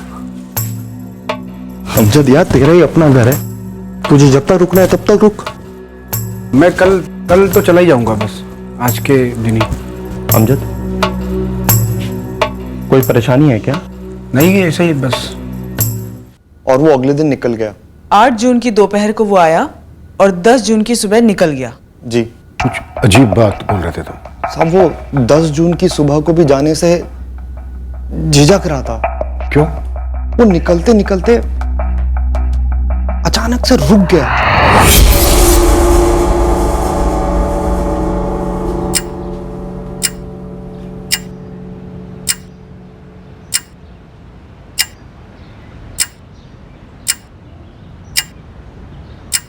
ये आपकी घड़ी सही है क्या? नहीं, मेरी घड़ी में 10 बजे और इसमें 10:05। अभी देखो 10:06 हो गई। होगी 5-6 मिनट आगे। मैं एक 5 मिनट रुक के चलूं?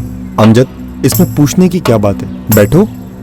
मैं एक ही चाय बना के ले आती हूँ। नहीं भाभी जी, आप चाय मत बनाइए। चाय बना के पीने में करीब 10 मिनट लग जाएगा और मैं 4 मिनट में निकलूंगा। और ठीक 4 मिनट के बाद वो चुपचाप चला गया। इस बर्ताव की कोई खास वजह? नहीं पता साहब, लेकिन साहब सब कुछ अजीब था। उसका अचानक से 2 साल बाद मेरे घर में आ जाना, वो भी बिना फोन किए। उसकी बातें, उसकी चुप्पी, उसकी हरकतें सब अजीब थी साहब। लेकिन साहब मुझे अभी भी यकीन नहीं होता है कि अमजद मेरे घर खून करने के तुरंत बाद आया था। इसमें कोई दो राय नहीं है कि अमजद ने मर्डर किया। अगर तुम उसके सच्चे दोस्त हो, एक सच्चे इंसान हो, तो उसे पकड़वाने में हमारी मदद करो। जरूर करूंगा साहब।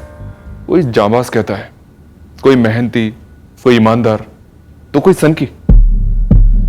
आखिर ये अमजद बेग है क्या सर? कत्ल से 6 महीने पहले के अमजद के बारे में हमने जिन जिन से बातें की, मीना, हरीश, फहीम और अब ये यासीन, और जब भी हम आपस में बात करते हैं सबके मुंह से बस यही 2 शब्द निकलते हैं, अजीब और अचानक। अजीब बर्ताव, अचानक कत्ल, फिर यासीन के अजीब बर्ताव। उसकी सनक, उसका गुस्सा, टाइम को लेकर। इन दोनों में कनेक्शन जरूर है कोई। टाइम को लेकर? हाँ। वो परेशान रहते थे लेकिन कभी कुछ बताया नहीं साहब।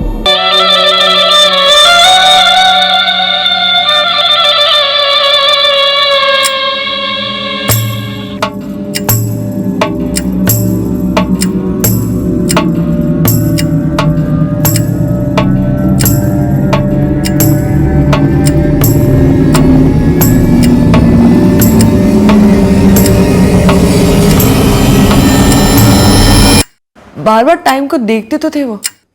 बहुत परेशान रहते थे, उनका काम खराब होने लगा था। अक्सर पूरा पूरा दिन वो एक लफ्ज भी नहीं कहते थे। रात रात में उठकर ही खिड़की के पास बैठ जाते थे।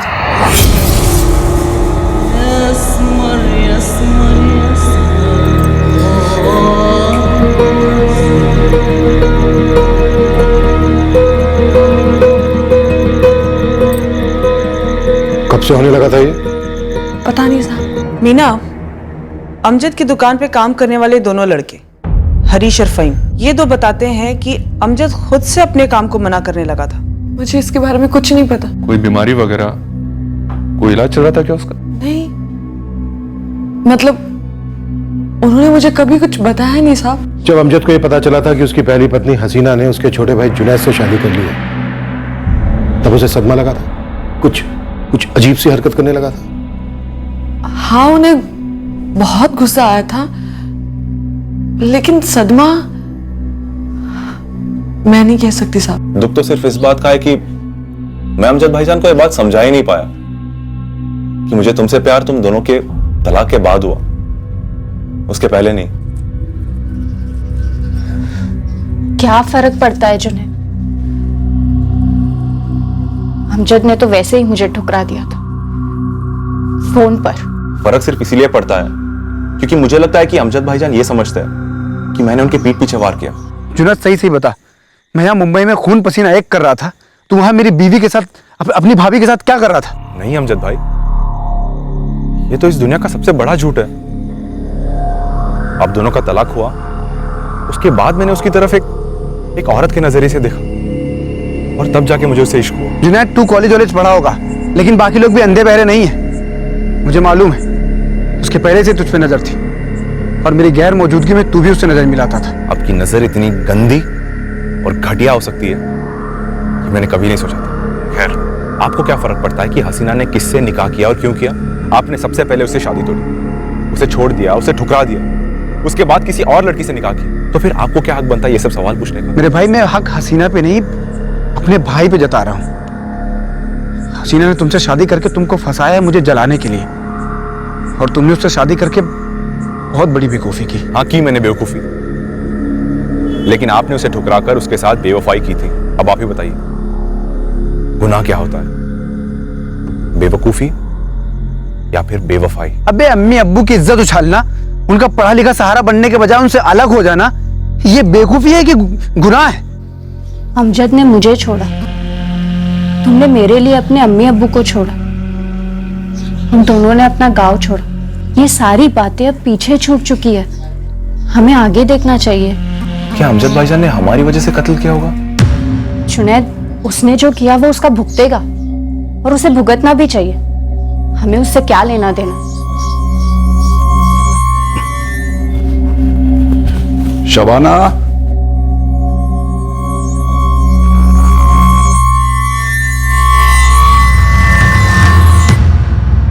सोमापुर में अमजद का घर 24 घंटे सर्विलेंस पर है सर, लेकिन अभी तक कोई भी स्पॉटिंग नहीं हुई है। अमजद के माँ बाप के फोन रिकॉर्ड्स? उन दोनों के फोन भी सर्विलेंस पर हैं। पिछले 6 महीने में उन दोनों के फोन पर मुंबई के अलग अलग पीसीओ से कई कॉल्स गए। सर, मीना बेग के फोन पर भी मुंबई के अलग अलग पीसीओज के नंबर शो करते हैं। कहीं ऐसा तो नहीं है कि अमजद यहीं मुंबई में छिपा बैठा है हमारी नाक के नीचे, और हम उसे आजमगढ़ और जोधपुर में ढूंढ रहे हैं? सर, मुंबई में अपनी हर कोशिश आजमाई हमने। मुंबई का हर खबरी नेटवर्क इस अमजद बेग केस को अच्छी तरह से जानता है। शहर में पोस्टर चिपके इसके, news media, print media, social media, हर तरह की कोशिश करके देख लिया हमने सर, मीना बेग और हुमेरा सिद्दीकी, इन दोनों पे सर्विलेंस जारी है। बस ये अमजद बेग हमारे हाथ में। 2 साल हो गए होंगे अब तक जब अमजद ने मुख्तार को मार डाला था, और ना अमजद हाथ में था ना कत्ल का कारण। इस अमजद के बारे में आप लोगों ने हर किस्म की डिटेल इकट्ठा की, पूरी history, geography, psychology, economics, everything, पर वो नहीं मिला। सर, क्या वो कभी नहीं मिला? उत्तर प्रदेश में हमने उसकी फैमिली और दोस्तों पर लगाम कस के पकड़ रखी थी, क्योंकि हमें मालूम था कि कोई उनमें से एक तो है जो झूठ बोल रहा है। बस अब हमें इंतजार था कि कब अमजद हमारे हाथ लगेगा। ये वेटिंग गेम फ्रैंकली हद से ज्यादा लंबा चला। फिर मुंबई में अमजद की स्पॉटिंग की खबरें आने लगी, और हर बार ये चीज एक अंधी गली में एंड होती, और आखिरकार अमजद हमारे हाथ लगा। ऐसे लगा, इतनी जल्दी लगा, जो अचानक भी था और अजीब भी, ठीक अमजद की तरह।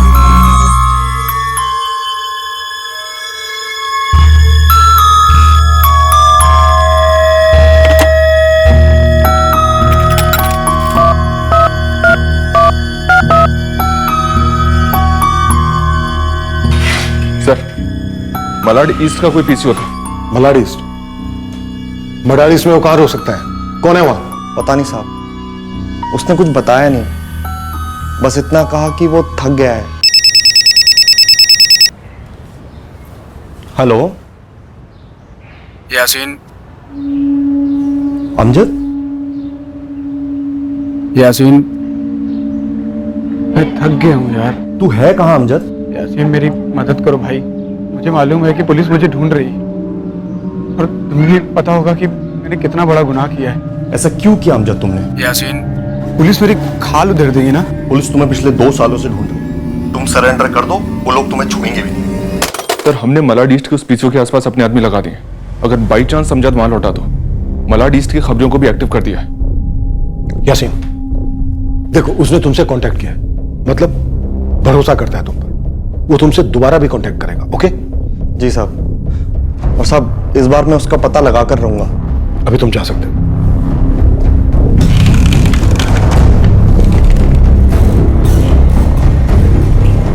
कदम, आरती, इस यासीन का फोन टैप करो। अगर ये हमारे साथ डबल गेम खेलता है तो हमें पता चलना चाहिए।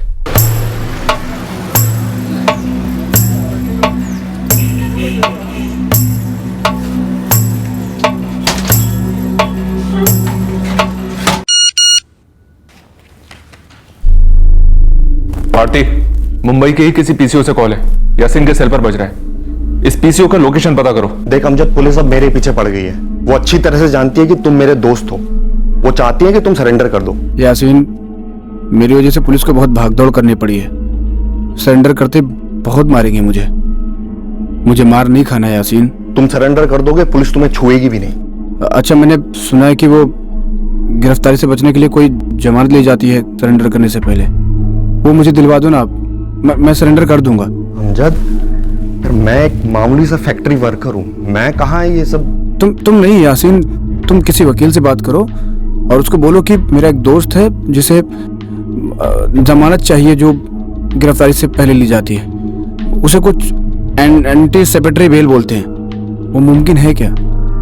एंटीसिपेटरी बेल चाहिए उसे हमारे डंडे से बचने के लिए। ये उतना भी अजीब और अचानक नहीं है, काफी शातिर बुद्धि है इस अमजद की। सर, इस बार मीरा रोड के किसी पीसीओ से फोन किया उसने। ये अमजद पीसी रिपीट नहीं करता है। सलाम सलाम। यासीन, ये तुम्हारा दोस्त अमजद कैसा आदमी है? साहब, मैं तो खुद थोड़ा हिल गया हूँ साहब। ये एंटीसिपेटरी बेल। हाँ साहब, ये कुछ होती है क्या? होती है, वो हम उसे दिलाएंगे। क्या साहब?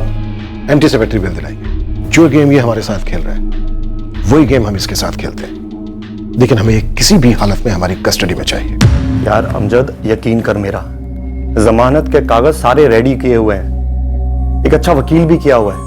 तुम्हें सरेंडर नहीं करना पड़ेगा। पहले तुम मुझे और एक वकील को बाहर मिलोगे, वहां से हम कोर्ट जाएंगे जहां पर तुम्हारी जमानत होगी। ये सब तुम्हें उस वकील ने बोला है मुझे बोलने के लिए कि तुम पुलिस वालों के साथ मिले हुए हो? सही है। पहले मुझसे मदद मांगते हो, फिर मेरे इरादों पर शक करते हो। नहीं यासीन, ऐसी कोई बात नहीं है। सर, इस बार नाला सुपारा से फोन था, पूरे शहर भर से फोन कर रहा है ये। अमजद, इसके अलावा तुम्हारे पास और कोई चारा नहीं है। सरेंडर कर दो, इससे तुम्हारी जिंदगी तो बचेगी, साथ में मेरी जिंदगी भी आसान हो जाएगी, जो इस वक्त मुश्किल में है तुम्हारी वजह से। अमजद, फोन पे हो? परसों मिलूंगा 2 बजे। कहाँ? Thane railway station, platform number 1। Sir, team के पहुंचने से पहले ही अमजद भाग गया। लगता नहीं कि फिर से वो उस पीसीओ पे मिलेगा। उसने परसों थाने स्टेशन आने के लिए कहा है सर, और इस वक्त हमारे पास उसकी बात पर भरोसा करने के अलावा और कोई चारा है भी नहीं। भरोसा करते हैं उस पर, और इस यासीन पर भी नजर रखते हैं।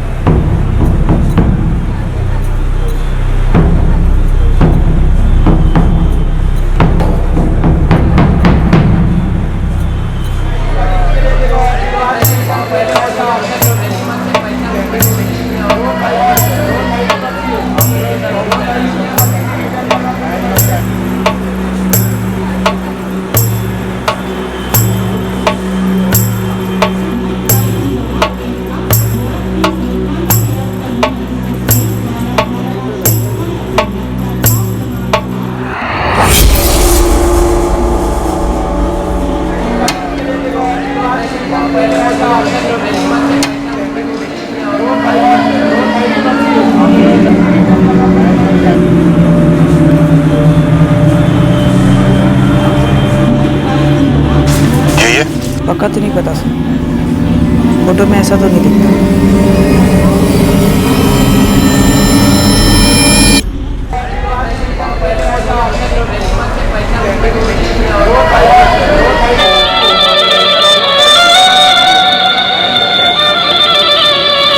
अमजद, अमजद,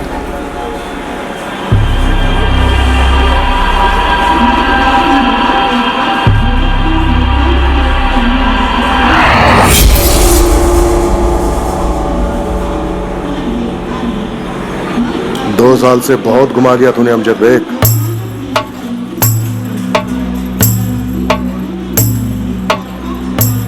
अरे कौन है आप लोग?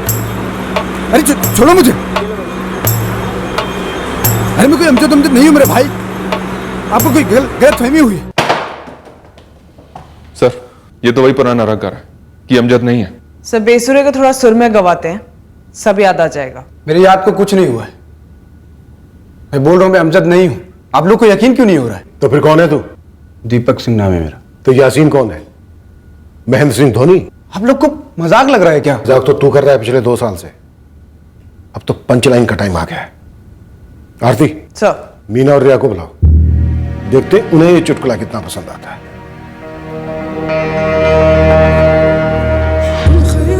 रुको। अमजद बेग, मुख्तार सिद्दीकी को क्यों मारा तूने?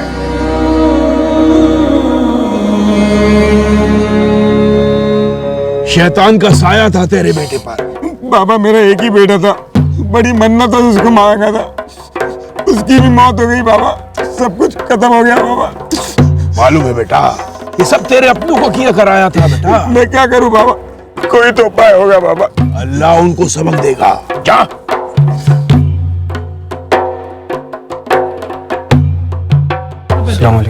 वालेकुम अस्सलाम। बाबा, आपने उस आदमी से कहा कि उसके बच्चे की रूह किसी ने कब्जे में कर लिया था, इसलिए उसका इंतकाल हुआ। जमीन का मसला था उसके अपने भाई के साथ। उसके बड़े भाई ने उसके बच्चे की रूह जादू से कैद कर ली थी, ना भरने वाला घाव दे दिया बेचारे को। तो बाबा, ऐसे जादू टोने से किसी की रूह को कब्जे में किया जा सकता है? शैतान एक हकीकत है बेटा, शैतान हर जगह घूमता है।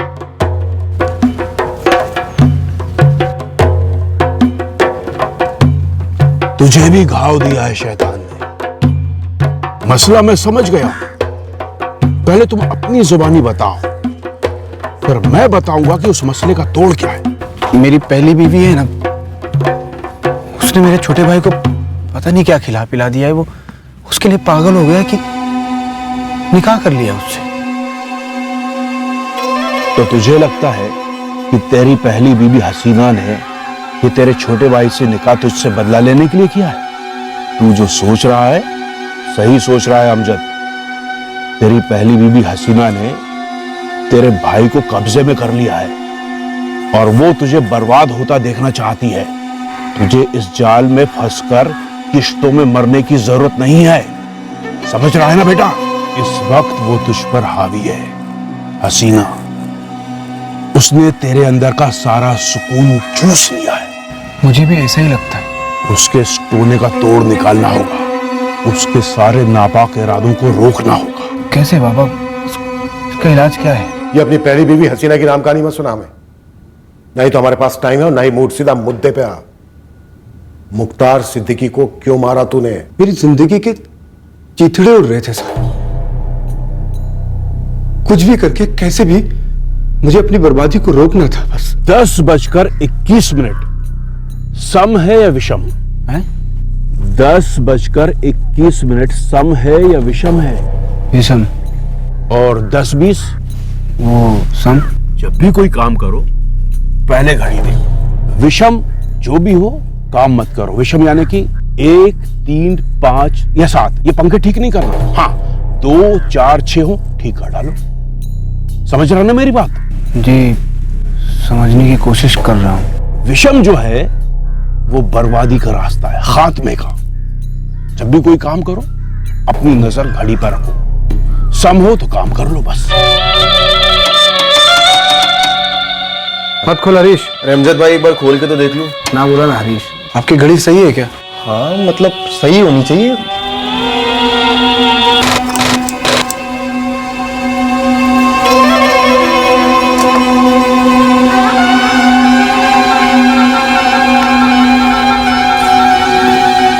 अमजद भाई वो कुछ बात करनी थी आपसे प्राइवेट में। बिच 4 मिनट रुक, 12 बजेंगे तो बात करूंगा। अमजद भाई क्या हो गया आपको?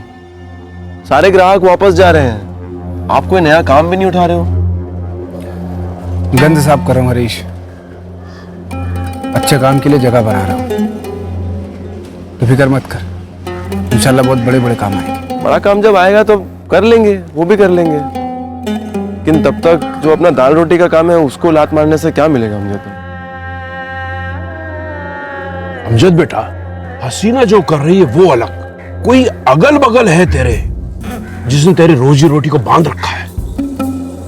दिमाग पर जोर डालकर सोच, वो शख्स कौन हो सकता है जिसने जादू से तेरी रोजी रोटी को अपने पास बांध लिया है?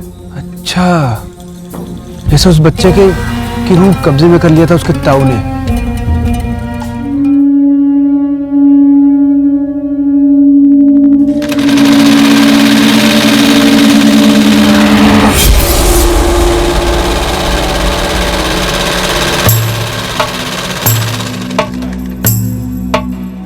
ये क्या है?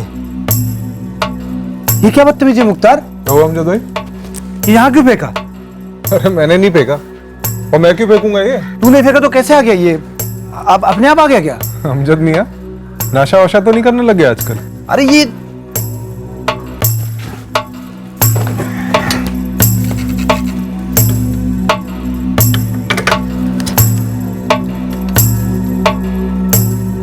हमारा यार हाथ दे।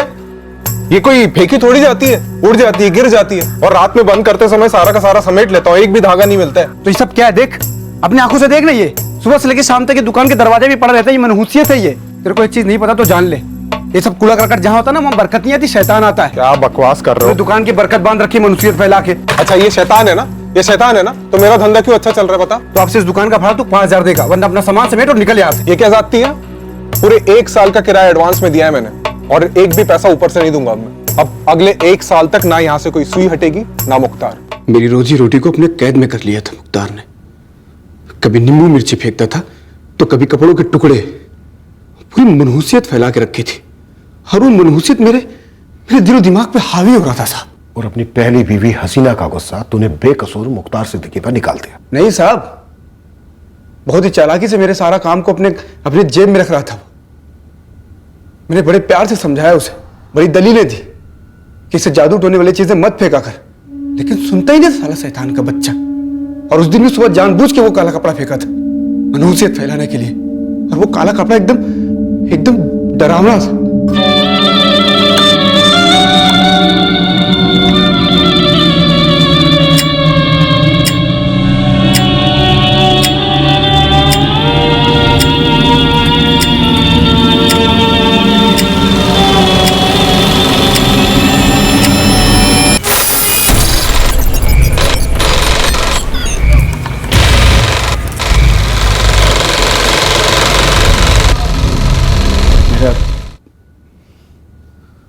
सर घूम गया और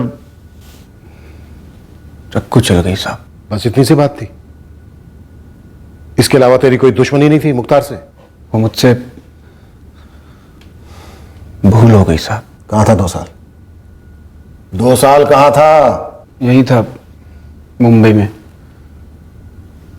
छोटा मोटा काम पकड़ता था और 2-2 महीने पे छोड़ देता था। कभी कभार गांव भी जाता था, अब्बू को गांव के बाहर बुला के उनसे मुलाकात कर लेता था। बस दिन रात एक ही बात सताती थी कि आज पकड़ा जाऊंगा, आज पकड़ा जाऊंगा। और तेरी बीवी मीना और बेटी रिया, उनका ख्याल नहीं आया कि क्या होगा उनका अब? ख्याल आया मैडम, बहुत ख्याल आता था। इसलिए मीना से कभी कभार फोन पे बात करता था, लेकिन मिलने की हिम्मत नहीं जुटा पाया कभी। उसने मुझे कभी नहीं बताया कि उसने मुख्तार भाई को क्यों मार डाला। तुमने भी हमें नहीं बताया कि अमजद तुम्हें पीसीओ से फोन क्या करता था। पता है, तुम पर भी चार्ज लग सकता है, एक खूनी को पुलिस से बचाने के लिए। आपके लिए वो सिर्फ एक खूनी है, लेकिन मेरे लिए वो मेरे शौहर है, मेरे बच्ची के बाप। और वो जब भी फोन करते ना, मैं उनसे यही कहती कि अपने आप को पुलिस के हवाले कर दो, जो भी सजा मिले उसे भुगत लो, हम जेल में मिलने आएंगे। ऐसे डर डर के मर मर के जीने का क्या फायदा? ऐसी जिंदगी तो मौत से भी बदतर है ना साहब।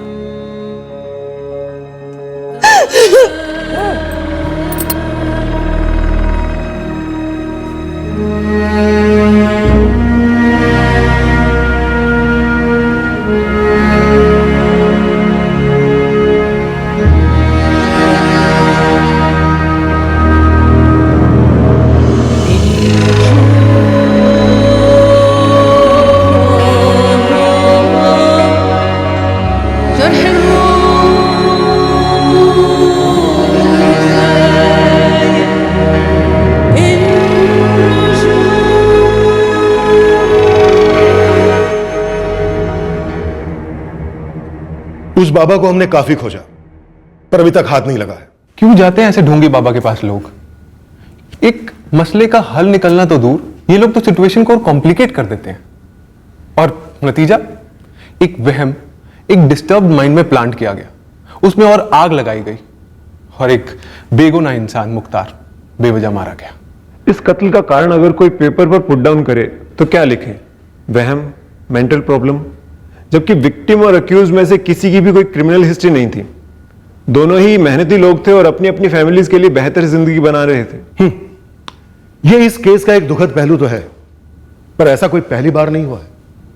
हमने कई ऐसे केसेस देखे हैं जहां पर नॉर्मल मेंटली स्टेबल लोग अपनी जिंदगी के किसी प्रेशर में आकर इन पाखंडियों के विक्टिम्स बन जाते हैं, उनके हाथों की कठपुतली बन जाते हैं।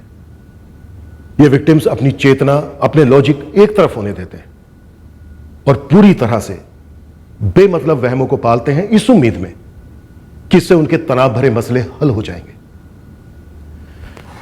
ऐसे पाखंडियों के खिलाफ सख्त कानून तो है, पर उनके विक्टिम्स का क्या करें, जिन पर कानून की नहीं बल्कि इन अंधश्रद्धाओं की हुकूमत चलती है। इस तरह के और भी एपिसोड देखने के लिए हमारे चैनल को सब्सक्राइब करें और बेल आइकन दबाना ना भूलें।